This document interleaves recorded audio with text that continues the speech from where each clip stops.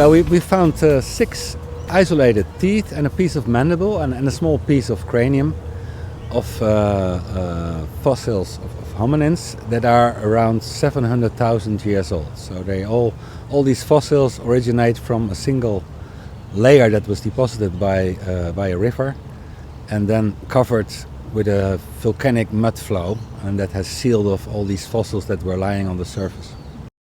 Morphologically, they look very similar to Hobbit, Homo floresiensis, but they are much older. They are more than 600,000 years older than the remains from Liangbua, which is about 70 kilometers to the west of Matamenge, which is the site where we have now discovered these old fossils. And the morphology is very similar, and also the size is very similar. It's even a bit smaller than the Hobbit fossils. Because we now have fossils that are much older than Homo floresiensis, and it shows that 700,000 years ago the Hobbit had already this small body size, as we found in Liangbua.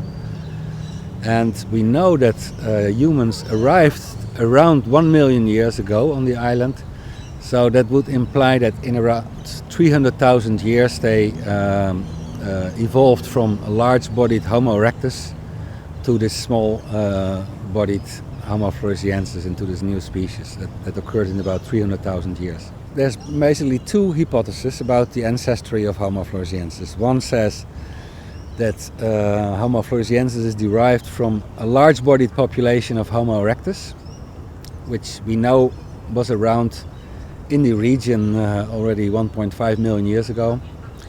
We know that hominins arrived on Flores about 1 million years ago. Then suddenly stone tools appear in the sequence at several sites.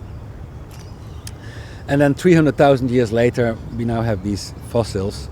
And we think that Homo erectus somehow arrived around 1 million years ago, then got stranded on Flores, small population, and they became smaller. It's a process that we call island dwarfing, which we knew occurred in elephants, for instance. There's many islands where we found fossil dwarf elephants.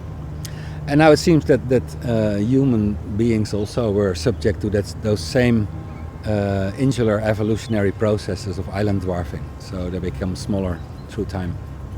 For me personally, I've been looking for these human fossils already since the early 1992, when I first visited the area. And to find them after more than 20 years, that's really a very exciting thing. Yeah.